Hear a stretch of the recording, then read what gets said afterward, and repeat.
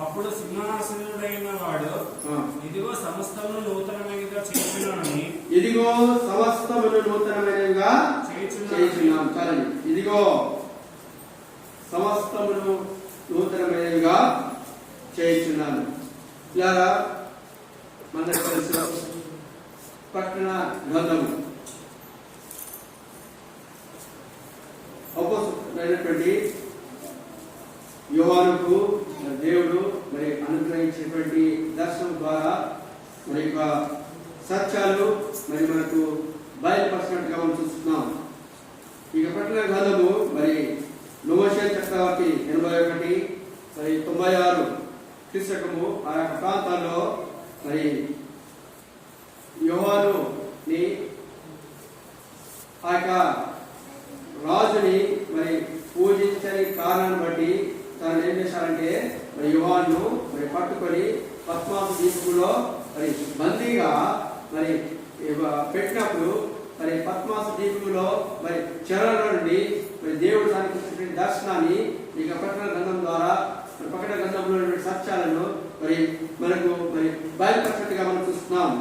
మరి దేవాది దేవుడు తనతో చెప్పిన మాట, ఇదిగో సమస్తమును నూతనమైనదిగా చేయించున్నాను, మరి నిజమైనగా ఉన్నది గనుక వ్రాయమని ఆయన నాతో చెప్తున్నాడు. ఇలా ఇదిగో సమస్తం నూతనమైనదిగా మరి చేయించున్నాను.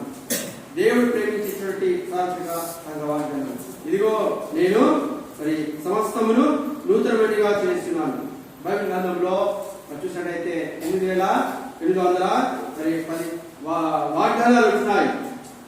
2 కొరింథీ 5:11 ప్రకారంగా ఏముంది? ఎవడైనా క్రీస్తునందునే వాడు నూతన సృష్టి, ఇదిగో పాతవి గతించెను, సమస్తమును మరి కొత్త వాయును. ఇలా దేవుడు వాక్యం సెలవిస్తుంది, ఇదిగో సమస్తమును నూతనమైనవిగా చేయించినాను. ఇలా 20వ సంవత్సరంలో దేవుడు మనకి ఇచ్చినటువంటి వాగ్దానాన్ని బట్టి దేవుడు మనకు అనుగ్రహించినటువంటి కొన్ని నూతనమైన కార్యములను చూసుకొని ప్రభుని ఆరాధించుకొని మనము ప్రభుత్వం పాల్గొన్నాం. కానీ దేవుడు మనకు అనుగ్రహించినటువంటి నూతనమైనవి మొదటిగా యోహాను సువార్త 3వ అధ్యాయము మరి 3-7 దయచేసి యోహాను సువార్త 3వ అధ్యాయము 3వ వచనం. Book of John 3:3. అందుకు యేసు అతనితో, ఒకడు క్రొత్తగా జన్మిస్తేనే కానీ అతడు దేవుని రాజ్యంలో చూడలేడని నీతో నిశ్చయంగా చెప్పుచున్నానని. అందుకు యేసు అతనితో, ఒకడు క్రొత్తగా జన్మిస్తేనే కానీ అతడు దేవుని రాజ్యంలో చూడలేడని నీతో నిశ్చయముగా చెప్పుచున్నాను. ఇలా క్రొత్త జన్మ ఇక్కడ మనం చూస్తున్నాం. ఇదిగో సమస్తమును నూతనమైనవిగా చేస్తున్నాను. ఇలా దేవుడు మన జీవితంలో చేసినటువంటి నూతనమైన కార్యము చెప్పాలంటే ఏంటది? నూతన జన్మం కదా, కొత్త జన్మం బట్టి మనం ఆలోచించాలి. ఇక్కడ మనం చూసినట్లయితే యోహాను సువార్త 3వ అధ్యాయం చూసినట్టుంటే ఇక్కడ నికోదేముని గురించి మనం చూస్తున్నాం. నికోదేము ఎవరంటే మరి పరిసయ్యుడు. నికోదేముడు పరిసయ్యుడి గురించి మనం చూస్తున్నాం. ఇతడు ఇశ్రాయేలీయులకు ఏమన్నాడు? బోధకుడుగా ఉంటున్నాడు. ఇలాగా మరి అతనికి రక్షణానుభవం లేదు. ఇలా అయితే మరి ఏం చేస్తున్నాడంటే ఒక రోజు 2వ వచనం చూడండి. 2వ వచనం చూడండి. 2వ వచనము. అతడు రాత్రి యందు ఆయన యొద్దకు వచ్చి బోధకుడా నీవు దేవుని యొద్ద నుండి వచ్చిన బోధకుడవనియు మేము ఎరుగుదుము. దేవుడు అతనికి చాలండి. ఏమంటున్నాడు? బోధకుడా నువ్వు దేవుని యొద్ద నుండి వచ్చిన బోధకుడు అని మేము ఎరుగుదుము. రాత్రి కూడా వచ్చాడు. నికోదేము అంటే ఇస్ నాట్ ఆర్డినరీ పర్సన్. మన మాదిరిగా సాధారణ బట్టి కాదు, వారి ఇశ్రాయేలీయులకు బోధకుడిగా ఉంటున్నాడు. అయితే రక్షణానుభవము లేదు. ఇలా యేసు ప్రభు తనతో అంటాడు 3వ వచనంలో. ఏమంటాడంటే చూడండి 3వ వచనం చదవండి. 3వ వచనం. అందుకు యేసు అతనితో ఒకడు క్రొత్తగా జన్మించితేనే గాని అతడు దేవుని రాజ్యంను చూడలేడని దేవుని రాజ్యము చూడలేడు. యేసు ప్రభువు అంటున్నాడు నికోదేముతో, ఏమంటే క్రొత్త జన్మ, కొత్తగా జన్మించకపోతే దేవుని రాజ్యంలో నువ్వు చేరలేవు. నికోదేము పరిసయుడు, ఇశ్రాయేలులకు బోధకుడుగా ఉంటున్నాడు. తాను యేసుక్రీస్తు ప్రభువు దగ్గరికి వచ్చినప్పుడు యేసుక్రీస్తు ప్రభువారు సూటిగా తనతో చెప్తున్న మాట ఏంటంటే, ఒకడు కొత్తగా జన్మించాలి. యేసుక్రీస్తు ప్రభువారు అయితే నికోదేము యేసుక్రీస్తు ప్రభువారు వెళ్ళాడు. యేసుక్రీస్తు ప్రభువారు అయితే తానే 2000 సంవత్సరాల క్రితము తానే స్వయంగా ఎవరి దగ్గరికి వచ్చాడు? మన దగ్గరికి వచ్చి మనకు అనుగ్రహించినటువంటి నూతన జన్మను బట్టి యేసుక్రీస్తు ప్రభువారు ఆ కల్వరిశిలలో తాను ఈ లోకంలో మన కొరకై జన్మించినాడు, మరణించినాడు, సమాధి చేయబడి 3వ దినమున తాను తిరిగి లేచి ద్వారా మనకు అనుగ్రహించినటువంటి ఆ యొక్క నూతన జన్మ అనుభవం బట్టి, మనకు అనుగ్రహించినటువంటి రక్షణ అనుభవం బట్టి ప్రభువును మనము స్తుతించి మరి ఆరాధించబోతున్నారా.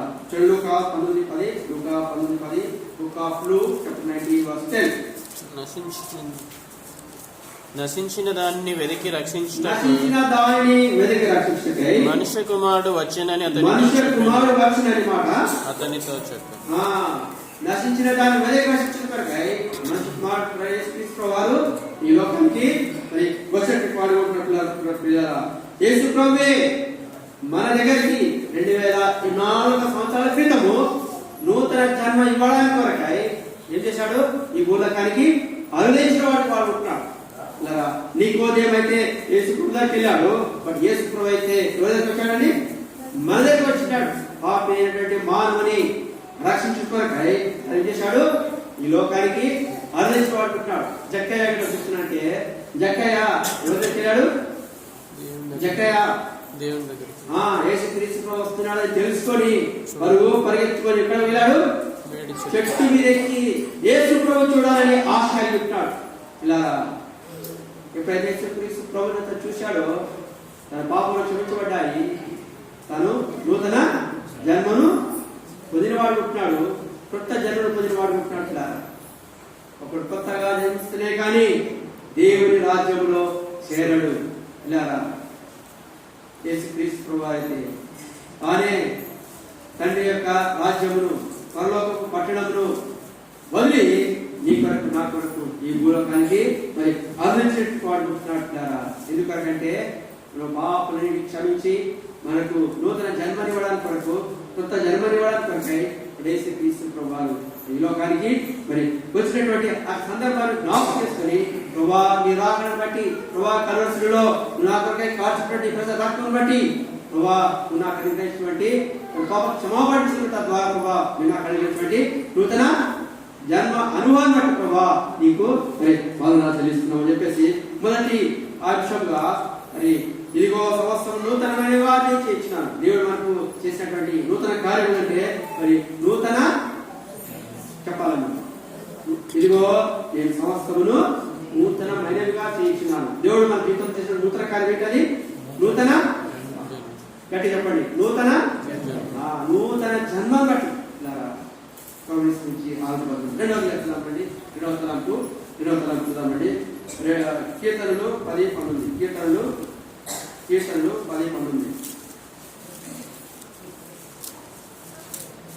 కీర్తనలు 10:19, 18 క్షమించండి. మొదటి సమయాలు 10:9, మొదటి సమయాలు 10:9, మొదటి సమయాలు. అతడు సమూయేలు నద్ద నుండి వెళ్ళిపోవుటకై తిరగగా దేవుడు అతనికి క్రొత్త మనసు అనుగ్రహించెను. క్రొత్త మనసు, నూతనమైనటువంటి మనసు. ఒకప్పుడు మన మనసు చెడిపోయినటువంటి మనసు, పాడైపోయినటువంటి మనసు. ఇలా దేవుడు మన కొత్త జన్మనే కాదు కానీ తను ఏం చేశాడు? మనకు కొత్త మనసు ఇచ్చినటువంటి వాడుకుంటున్నారా. 2వ తిమోతిలో 3వ అధ్యాయంలో చూస్తుంటే ఎన్నేమిని వారు మరి చెడిపోయినటువంటి మనసు కలిగిన వారు ఉంటున్నారు.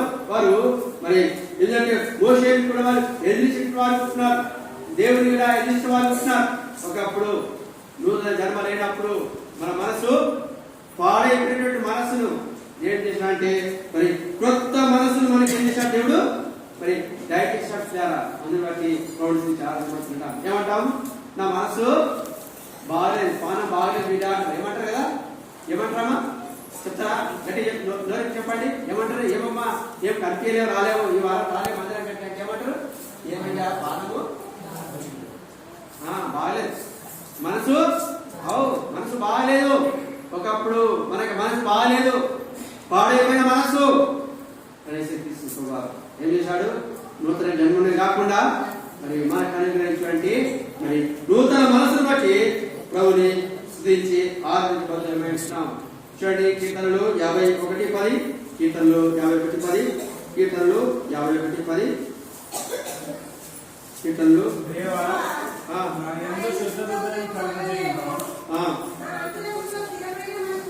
దేవా నా యందు శుద్ధ హృదయము కలగజేయము, నా అంతరంగములలో స్థిరమైన మనస్సు నూతనంగా పుట్టించుము.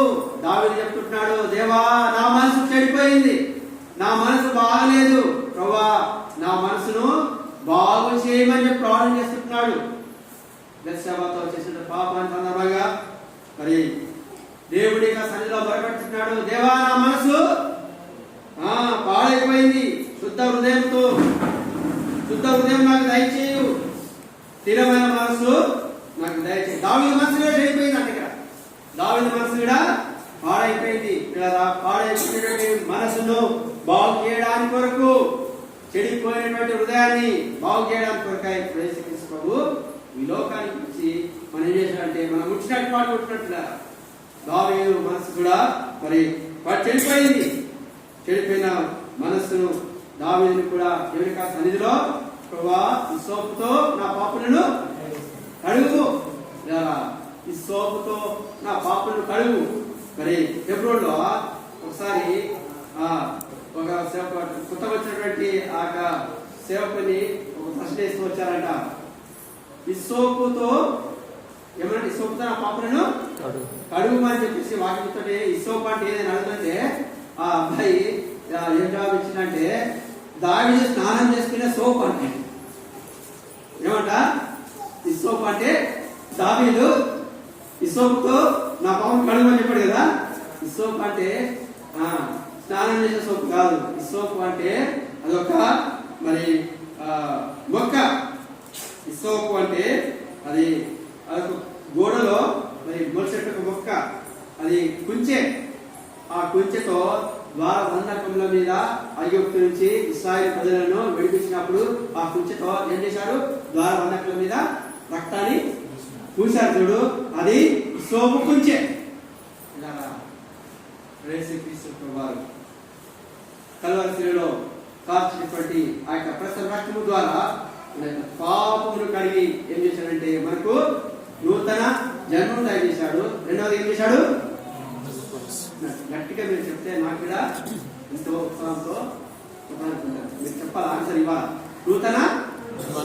నూతనమైనటువంటి మనసు ప్రభా నాకు అనుగ్రహించినటువంటి నూతన మనసును బట్టి ప్రభుని ఆరాధించబడి కూడా తాను చూసుకుంటున్నావు. దినపాత్రలు 25వ వచనం, 2 Chronicles chapter 20:5. రెండవ దినపాత్రలు చదవండి. యెహోషాపాతు 25వ వచనం. యెహోషాపాతు యెహోవా మందిరములో క్రొత్త శాల ఎదుట సమాజంగా కూడిన యూదా సమాజంగా కూడి కొత్త శాల, కొత్త మందిరంలో ప్రవేశిస్తున్నటువంటి యూదా వారికి అప్పుడు మరి కొత్త మందిరంలో వారు మరి నూతనమైనటువంటి మందిరంలో వచ్చినటువంటి వారు ఉంటున్నారు.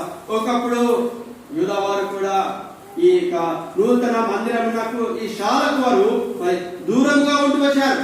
ఇలా హెబ్రోన్ అనేటువంటి ఈ శాలకు కూడా సముద్రంలో ఉన్నటువంటి హెబ్రోన్ శాలకు కూడా నేను కూడా ఒకప్పుడు దూరంగా ఉండేటువంటి వారు.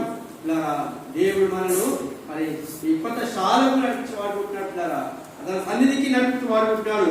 అందుని బట్టి ప్రభు నుంచి ఆలోచన పెట్టినాం. అపొస్తలుల కార్యములు 3వ అధ్యాయం 2వ వచనంలో ఒక మాట చూడండి. అపొస్తలుల కార్యములు 3వ అధ్యాయం పుట్టినది మొదలుకొని కుంటివాడైన ఒక మనుషుడు మోసుకొని పోబడుచుండెను. వాడు దేవాలయంలోనికి వెళ్ళు వారిని భిక్షమాడుటకు కొందరు ప్రతి దినము వారిని శృంగారపు దేవాలయం ద్వారం వాడు శృంగారపు దేవాలయం దగ్గర వాడు మరి కూర్చొని వాడు అడగతింటున్నాడు. అయితే పిల్లారా, వాడు ఎప్పుడు కూడా అవన్నీ లోనికి రాలేడు. అయితే ఎప్పుడైతే దేవుడు తనను పుట్టినప్పుడు వాళ్ళు తను లేపినప్పుడు బలం పొందిన వాడై ఏం చేశాడు, దేవుని యొక్క ఆవరణలోని ప్రవేశించబడుకుంటున్నట్ల నువ్వు నేను కూడా పాపమైనటువంటి కుంటితనంతో ఏం చేశామంటే మనం కూడా దేవుడి మందిరానికి మనము దూరస్తులమైన వారిని ప్రేమించి తన యొక్క నూతన మందిరంలోనికి సాహసంలోనికి మరి నడిపించిన వాడుకుంటున్నాడు. అందుబట్టి ప్రభుని స్థితించి ఆధారబద్ధం వచ్చినాం. రండి 4వ తరపు కీర్తనలు 43.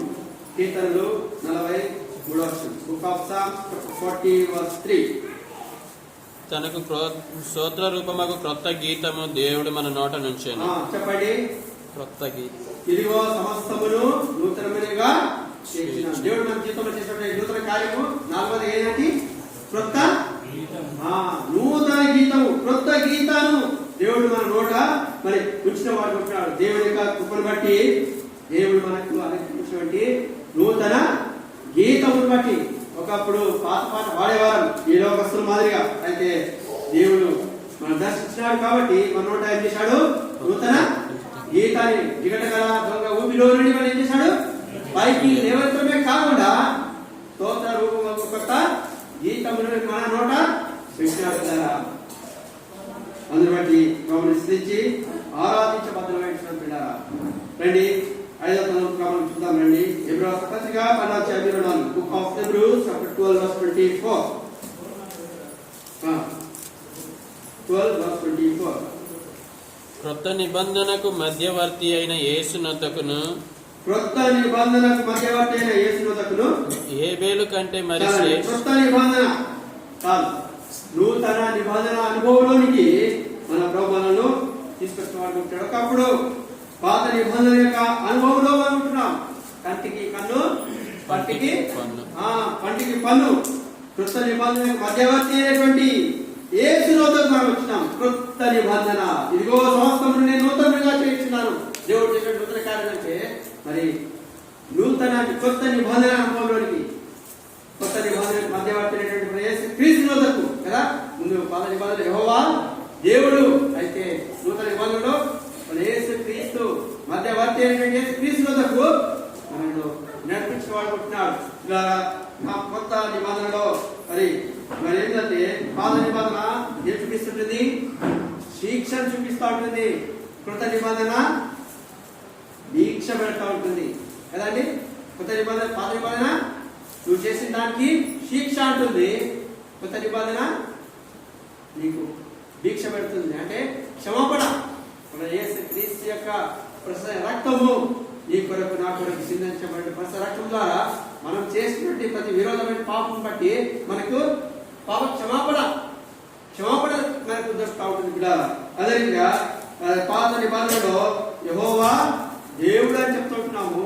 అయితే నూతన నిబంధనలో మరి పరలోకమందు ఉన్నటువంటి మా తండ్రి. ఇలా అందుని బట్టి దేవా మీరు నాకు నూతన నిబంధన అనుభవంలో మనం తీసుకొచ్చినారు అని ప్రవర్తించి ఆలోచించబద్దున పిల్లల. ఎందుకంటే దేవుడు మనకు నూతన హృదయాన్ని దయచేసి వాడుకుంటున్నాడు. అందుని బట్టి ప్రభుని స్థితించి ఆలోచించబద్దున. రండి హెచ్కేలు 36 ఇంకా చూద్దాం. రండి హెచ్కేలు 36:26. హెచ్కేలు 36:26. నూతన హృదయం మీకు ఇచ్చేదను, నూతన స్వభావం మీకు కలగజేసేదను, రాతి గుండె మీలో తీసివేసి నూతన హృదయం ప్రభా. ఒకప్పుడు బండ హృదయం ప్రభా, వాడు బండ అన్నట్టు ఏమంటారు తింటాం కాబట్టి వాడు బండ. అవును, నిజంగా మన బండలమే. అయితే ప్రభువుని ప్రేమించి ఆ బండ హృదయం తీసేసి ఏం చేశాడు, నూతన హృదయం. ఇదిగో సమస్తమును నూతనంగా చేస్తున్నట్టు దేవుడు మరి మనకు అనుగ్రహించినటువంటి నూతన హృదయం బట్టి ప్రభుని స్థితించి మరి ఆదరించబడిన పిల్లరా, మరి అంత మాత్రమే కాకుండా మరి క్రొత్త జన్మం యొక్క అనుభవంలోనికి మనం తీసుకొచ్చినటువంటి మరి విధానాన్ని బట్టి ప్రభుని స్థితించి ఆరాధించబోతున్నాం. రండి మరి 6వ తలంపు చూసుకుందామండి. 6వ తలంపు ప్రకటన 1:5. ప్రకటన 5 అదే వస్తుంది మనం చదువుతున్నాం. ప్రకటన 1:5.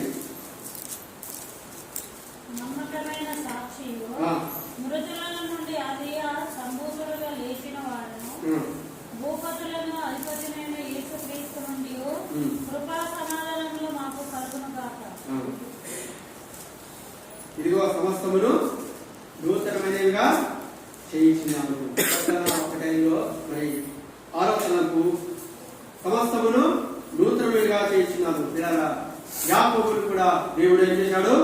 మరి దర్శించాడు, తనను నూతన పరిచిన వాడు పుట్టినాడు, సమస్తమును మరి బాగు చేసిన వాడు పుట్టినాడు. పిల్లరా, యాకోబుని మాత్రమే కాకుండా, అబ్రహాముని మాత్రమే కాకుండా ప్రభు మనల్ని కూడా దర్శించి ఏం చేశాడు?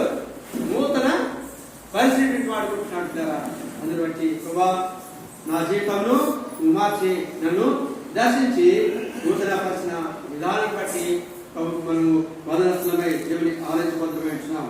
జ్ఞాపకం చేసుకున్నాం. 7వ చివరిగా చూద్దామండి. 21 కీర్తన ప్రకటన 21:1.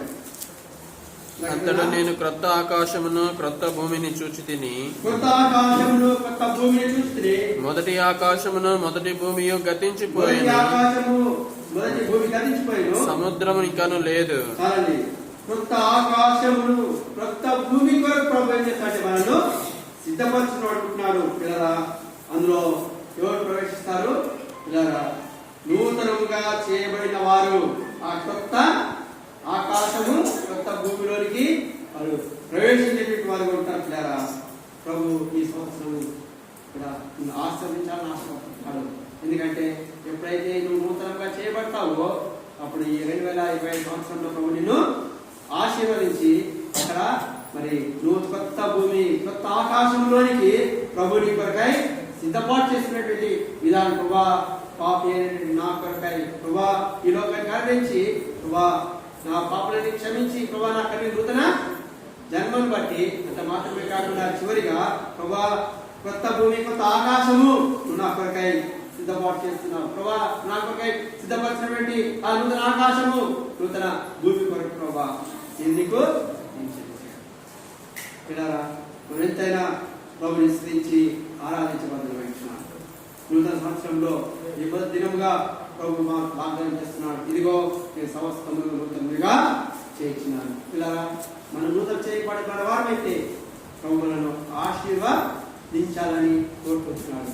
మనం కూడా నూతనమైన ఇంకా చేయబడిన వారమై దేవుడు మనకు అనుగ్రహించినటువంటి నూతనమైనటువంటి ఈ తలంపులను చూస్తున్నాము.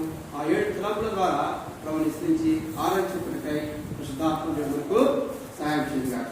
మొట్టమొదటిగా రాత్రి ఎవరైతే